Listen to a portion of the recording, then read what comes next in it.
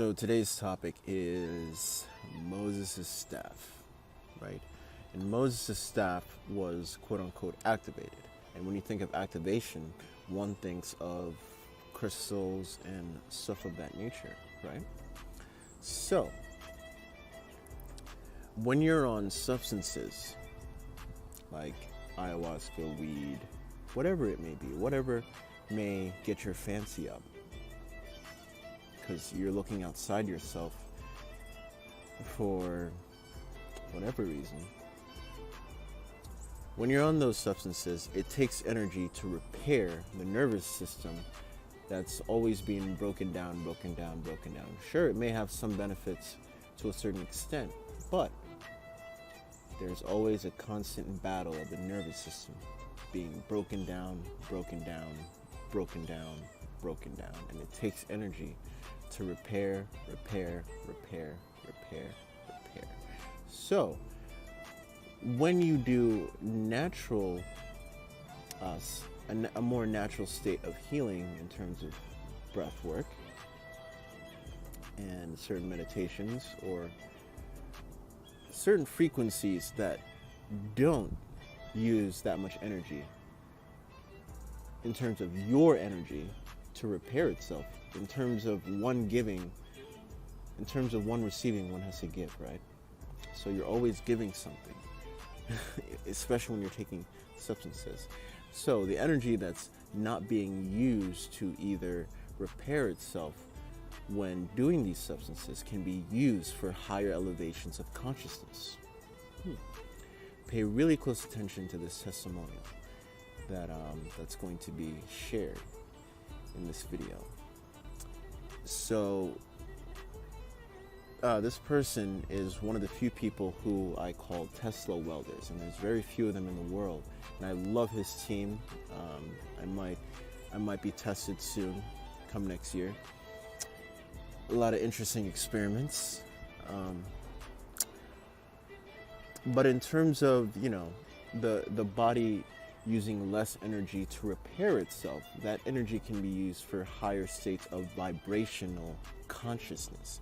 And when the body is vibrating higher and higher because it doesn't have to repair itself, things like Tesla coils or tensor rings or the Moses staff can really be super playful in terms of you really understanding what 5D really is. It's your whole essence, bringing the greatest parts of you.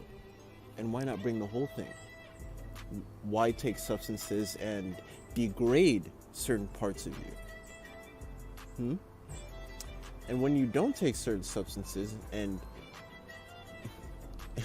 you do breath work in nature for hours, oh my gosh, you get a certain, with many clients, after we do an hour, they say everything looks crisp, right? And when some people I hear that do DMT and other things like that, oh, the vision is crisp, I feel vibration. It's the same thing.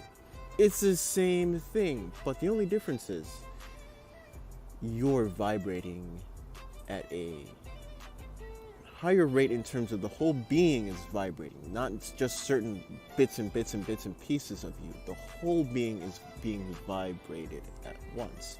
Because when you take certain substances, your soul essence, this is your soul, this is the body, this is the soul. And when you're vibrating and you're taking certain substances, the soul is being ripped apart in a way, right? And the body is just left there for whatever entities to come in and out. That's why certain people go on certain quote-unquote bad trips. And especially when you're doing nicotine and things like that, you get sleep paralysis. And what do you think that is? And some people say there's a demon that's choking them. They feel like a demon is choking them at nighttime when they have sleep paralysis after they either drink alcohol, that also does the vibration of you leaving the essence of the body, And what do you think is happening when that body's being left alone, unattended, right? Anything can just come in and out. And that's why certain tribes look down upon people who are just abusing the medicine, because they really don't have any respect for it. If you had respect for it, you would go to the tribes, learn what they're about, and not bring it to other grounds, thus in a way disrespecting it. And that's why the medicine comes to certain people at a certain rate, and the way it does is not always harmonious in hindsight. Think about that. So pay very close attention to her testimonial when she talks about substances herself.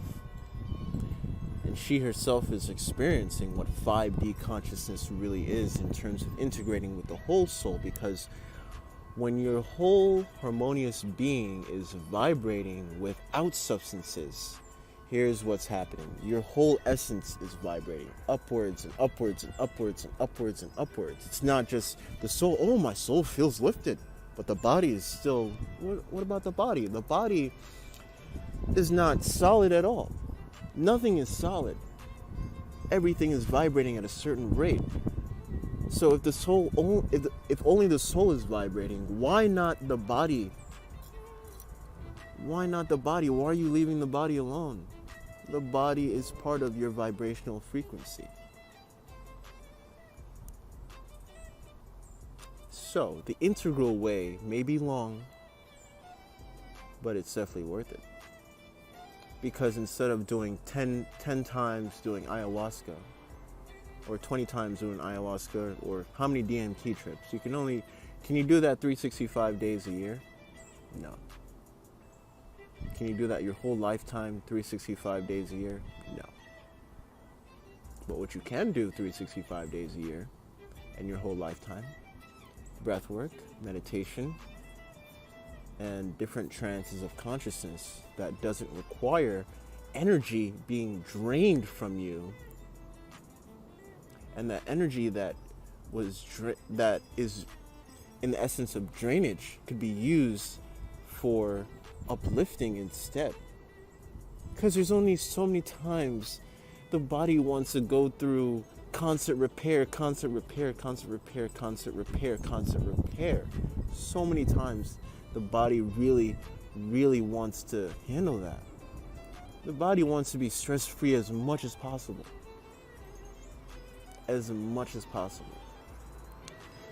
So, thank you for sharing your breath.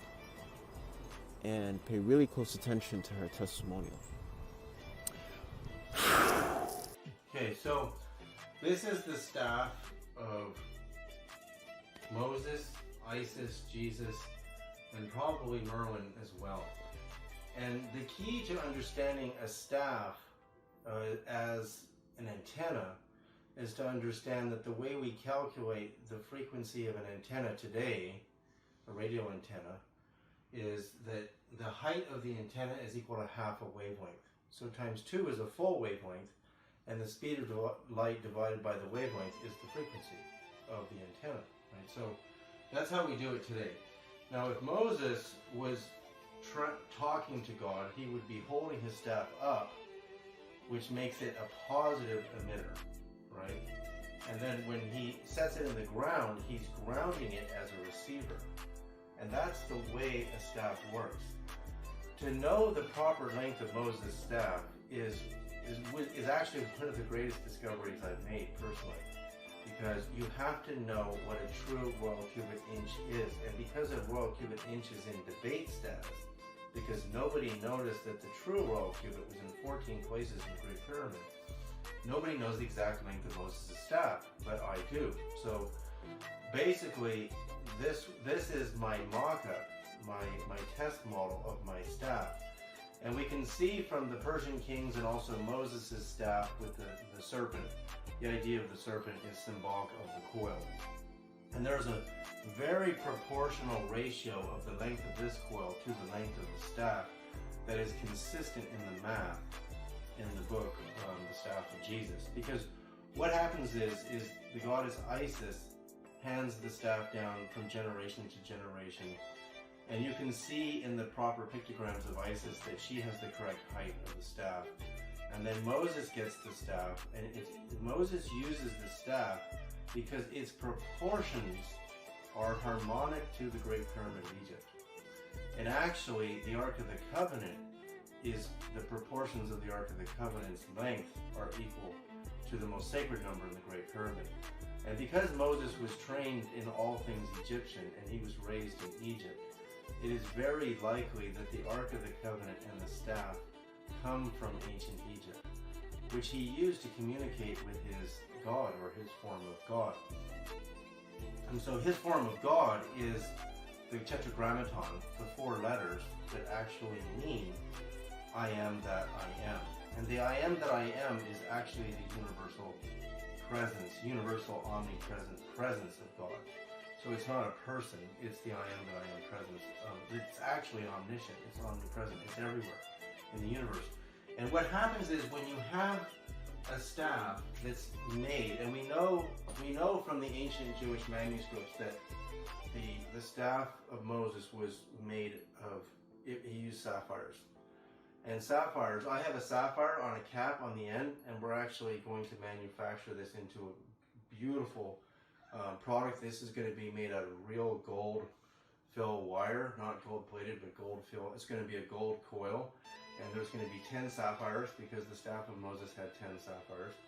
But you can also see how I did this as a home-based project for people who can't afford a real expensive one. So what I've done is, because I know the length of the staff and I understand that it's actually a transmitter when I lift it off the ground to communicate, and when I want to receive, I put it back in the ground.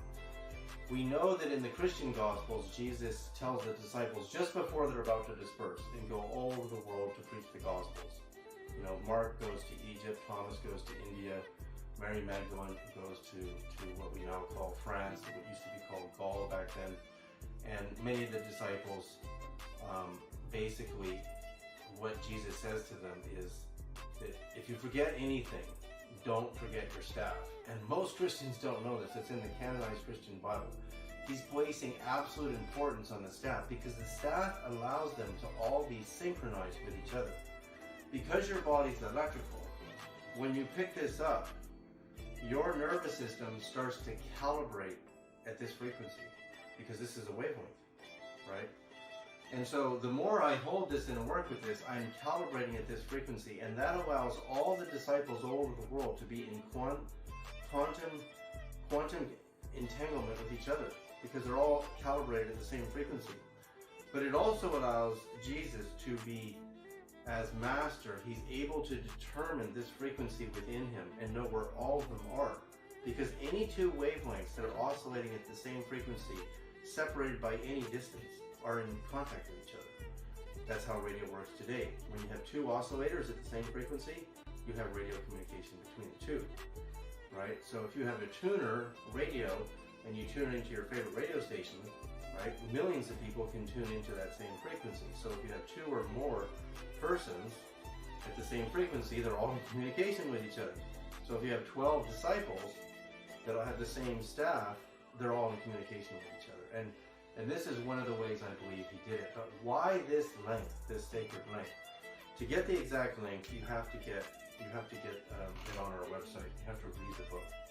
So what I do then is I realize that the great Persian kings actually took the staff to Persia, and the Persians make the Taj Mahal in India, what we now call the Taj Mahal in India. It's not made by Indians, it was designed by Persians.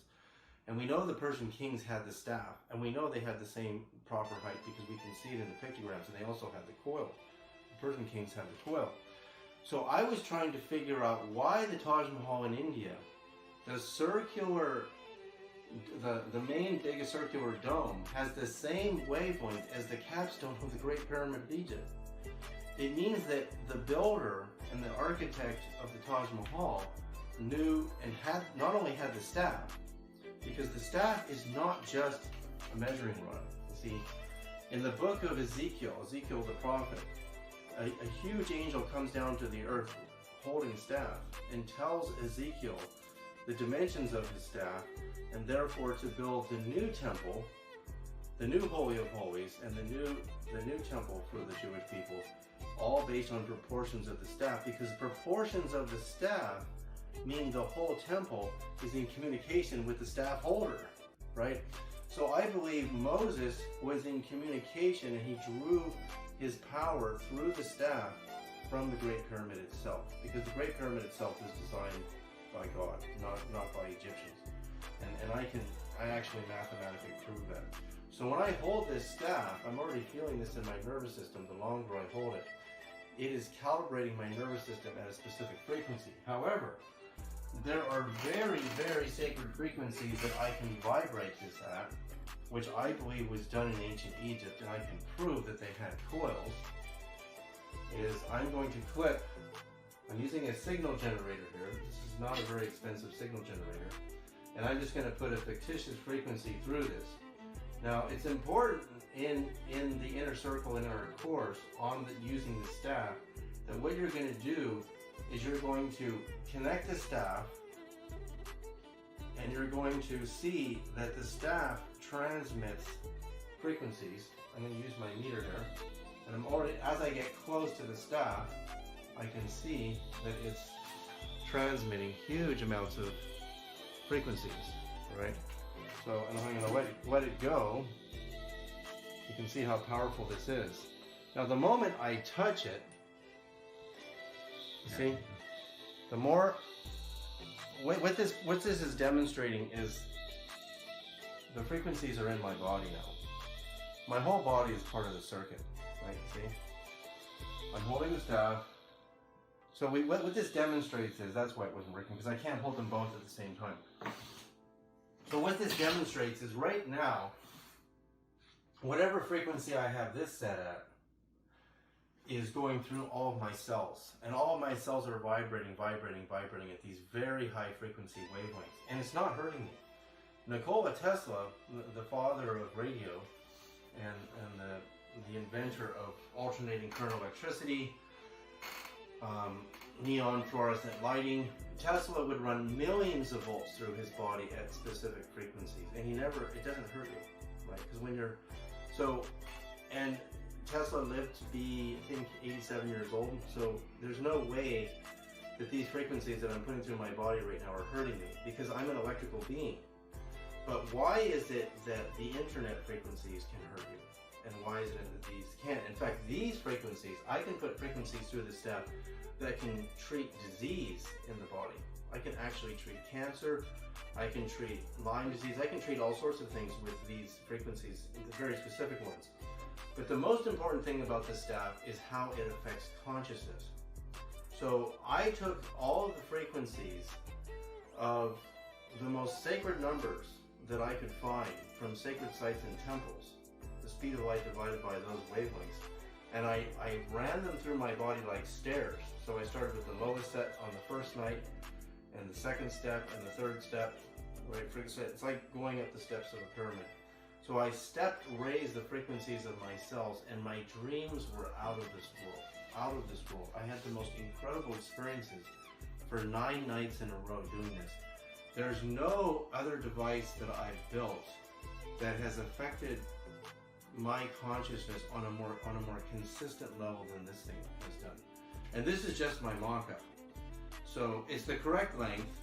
I have one big sapphire on the top, right here.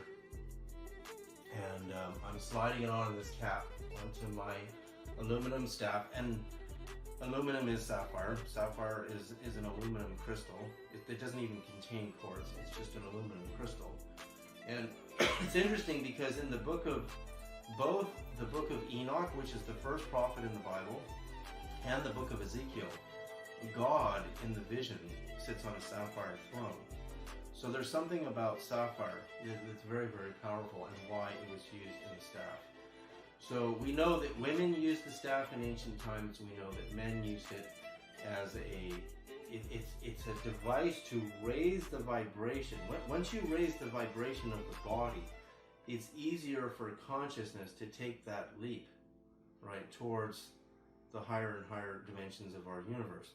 So if the body's vibrating in a very physically low state, it's much harder to reach God, Supreme Consciousness.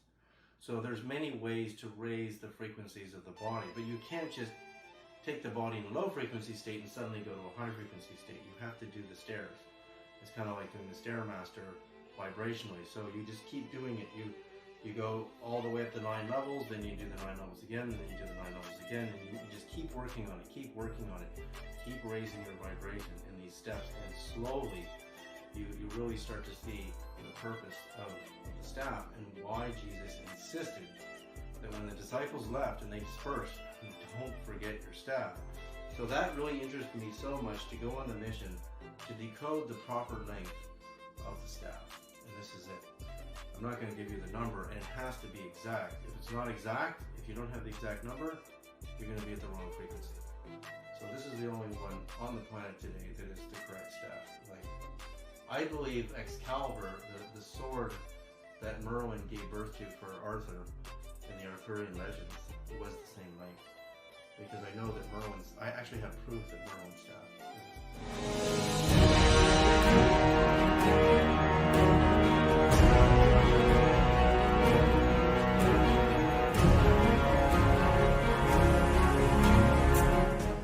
Well, when I first began with the staff, I would meditate with it for about half an hour at a time.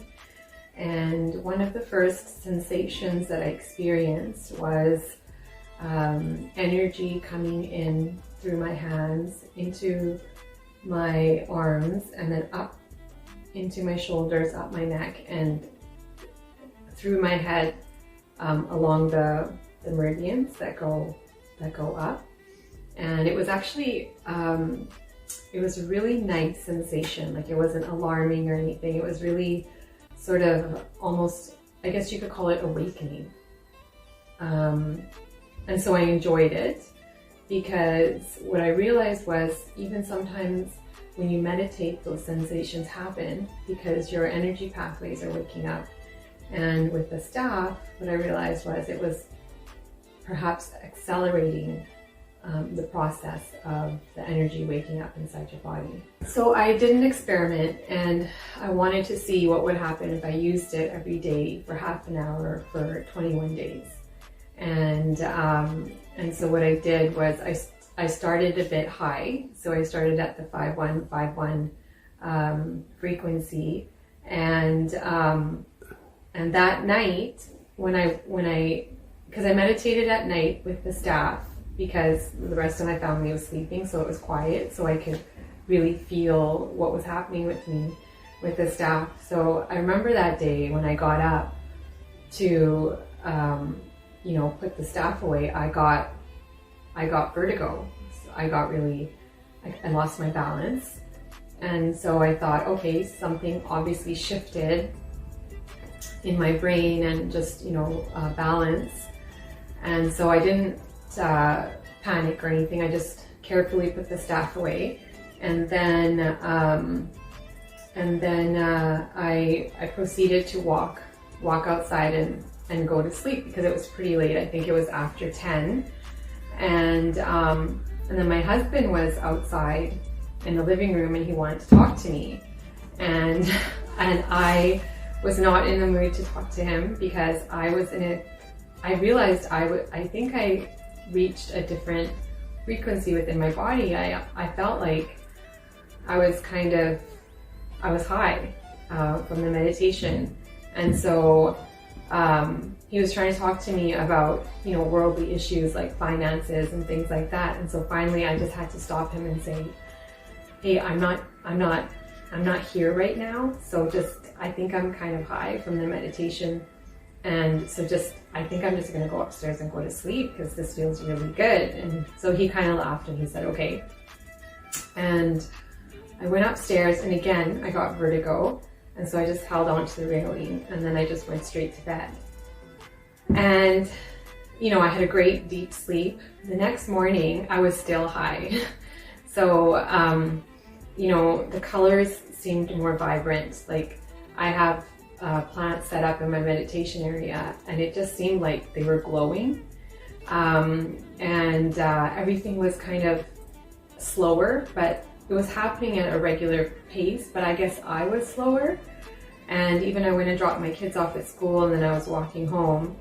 And again, like everything, like the colors just stood out to me of the trees, and the people, they were at their own pace, but they just felt slower to me. Like maybe perhaps I was more noticing them.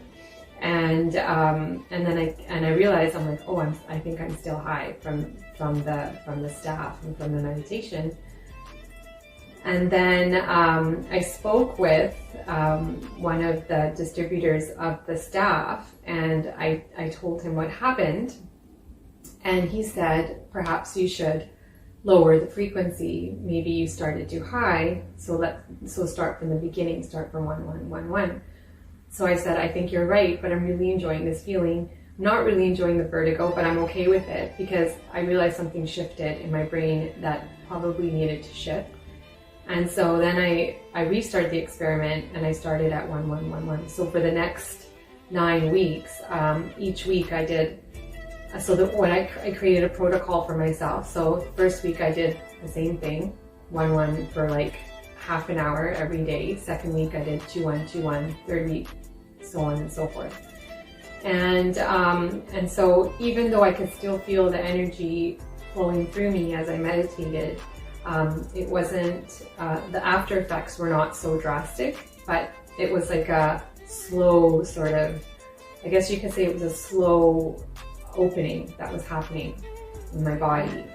Well, in the beginning, obviously, because I started at a higher frequency, I got high, and it shifted my sort of perception of the world, where, colors seemed more beautiful, and the natural life around me in nature was more like the light was almost more amplified within it, and I was able to connect more with people. Like, I think it slowed me down, and I guess you could say it took me into a different dimension, because I wasn't in a hurry, I wasn't in a rush trying to do things. It brought me into the moment, which is what the purpose of meditation is. And it's also why people do, different substances, natural substances, to slow themselves down and connect. And so I prefer this way because it's more natural and it's gentler, and I'm not taking anything into my body other than, the frequency generated by the device. So I would say, so some of the things I've noticed is definitely a deeper meditation. I would say I feel more connected. My mind has slowed down, so I'm more in the moment. And I would say, like, I had some good experiences during the meditation as well that I normally don't have. I've never really been interested in the whole outer space thing and aliens and all of that. I've been always more concerned about what's happening on this planet and what are we doing to make it a better place. And so I was actually surprised when during one of my meditations, it was almost like, it felt like I was watching a movie, or, when you're lucid dreaming and you're kind of watching the dream, but it felt like I was actually on a different planet watching other beings, flying around and interacting. It was almost like a Star Wars movie. And so a while ago, like, I would never have even, thought about that, but when I thought about it in hindsight, it did feel like it may sound silly, but it did feel like I kind of entered somewhere, but like a portal or something. But I think I kind of was just, and And yeah, so that was one of the experiences that I had.